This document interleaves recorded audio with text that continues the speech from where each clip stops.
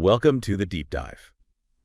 So picture this for a moment. Think ahead, maybe not too far, to a future where these advanced air mobility aircraft, the sleek, quiet ones, are just zipping around above our cities. Yeah, moving people, cargo, all very efficiently. It's a really cool vision. It is. But here's the twist, maybe the surprising part. What if the toughest hurdle, the thing that really needs figuring out to make that everyday vision work safely, what if it isn't actually the aircraft? And that's exactly what we're digging into today. It's easy to focus on the machines, right? The eVTOLs themselves are amazing tech. Totally. But the source material we looked at really pushes us to consider something, well, less visible, but maybe more fundamental for advanced air mobility, or AAM, to scale up safely. Okay. And that is precision weather data. We're going to unpack why weather isn't just, a background detail for these operations. The source argues it's absolutely core to flight safety. Foundational, really. And the specific source guiding us here is a really interesting video from the AAM Asia Symposium. It features Jia Xu, who's the CEO of SkyGrid. And she really focuses in on why weather is so incredibly vital for these advanced air mobility flights. So, okay, let's dive in. The source kind of challenges us, saying it's more than just the aircraft for AAM to scale safely. There's this other, less obvious element. Exactly. What is it about these new kinds of flights that makes weather suddenly such a critical factor, more so than, say, traditional airlines? Well, it really comes down to where and how they fly. Jia Xu points out that this super precise weather data, it's most crucial at low altitude. Okay. Right down in our cities and complex urban environments, and especially critical right around the vertiports, the takeoff and landing spots. Right near the ground, near buildings. Precisely. Think about it. An airliner way up at 30,000 feet has a lot more buffer. But an eVTOL flying between buildings, it's incredibly sensitive to tiny changes in the atmosphere, microclimates almost. Yeah, I can see that. And the source is really clear on this. It says weather isn't just a planning factor anymore. For AAM, it is flight safety critical. Flight safety critical. That's a strong statement. It means it's not just about efficiency or delays. It's about, can this flight even happen safely? Exactly. It directly impacts the go-no-go decision and the route itself moment by moment. Okay, I'm starting to picture it. Flying low between buildings. Yeah. You mentioned urban canyons. How does that specifically change the risks? Like, what weather hazards become much worse down there? That's where it gets really interesting and complex. The source specifically calls out hazards like wind shear, icing, and turbulence. Now, these are things pilots always think about, of course. Sure. But their behavior in that dense urban environment, down low, it's a whole different ball game. Wind bouncing off buildings creates unpredictable currents, sudden downdrafts. Right, turbulence you wouldn't get in open air. Exactly. Even small wind shifts could really affect an eVTOL's stability and maybe its battery usage, too.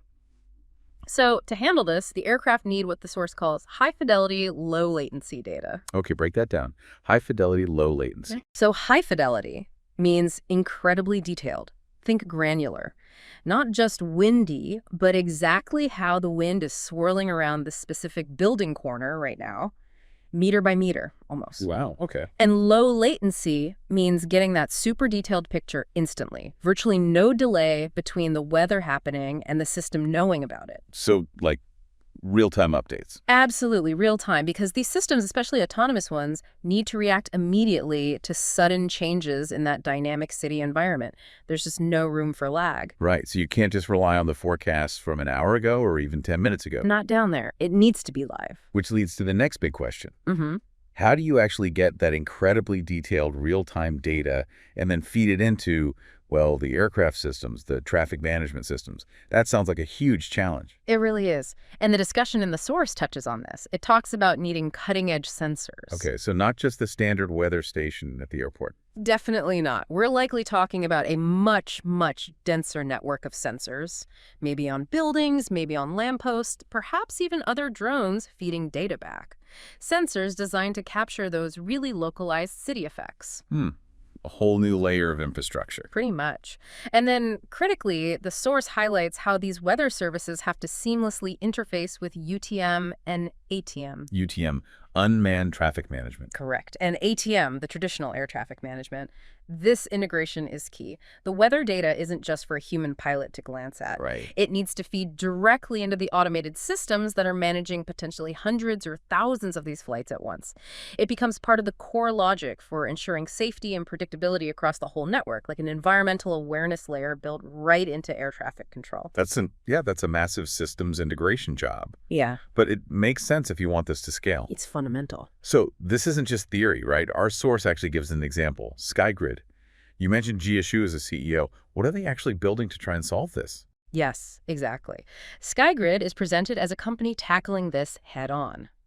Jia Xu describes their solution as a ground-based digital platform that brings all this data together. Okay, a platform. What does it do? Its purpose is to integrate what she calls micro-infrastructure insights.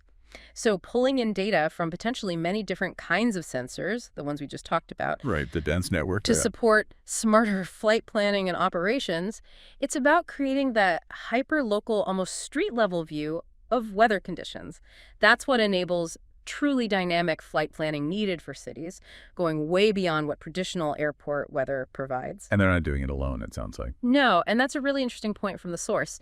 Jia Xu mentions being excited to join forces, or at least collaborate in the discussion, with Junichi Fruto from Metro and Don Burkhoff from True Weather. She calls them two leaders in this space. So collaboration is key here.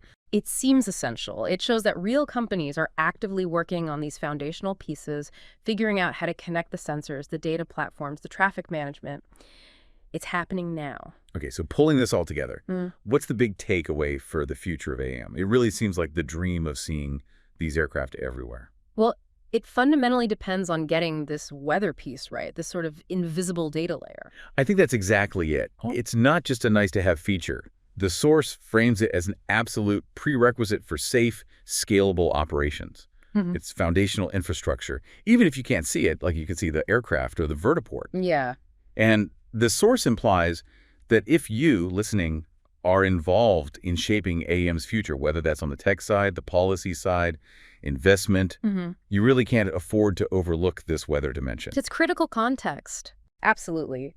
It reminds us that real innovation, the kind that enables whole new systems like AAM, often comes from connecting things that seemed separate before, like hyper-local meteorology and, autonomous flight control. That linkage is where the magic and the safety happens. That's a great point, and it leaves us, and you, with something interesting to think about. How many other invisible elements, like this precise weather data, these foundational requirements, are crucial for other emerging technologies that maybe we aren't focusing on enough right now? What is recognizing these hidden dependencies, these less flashy but essential components?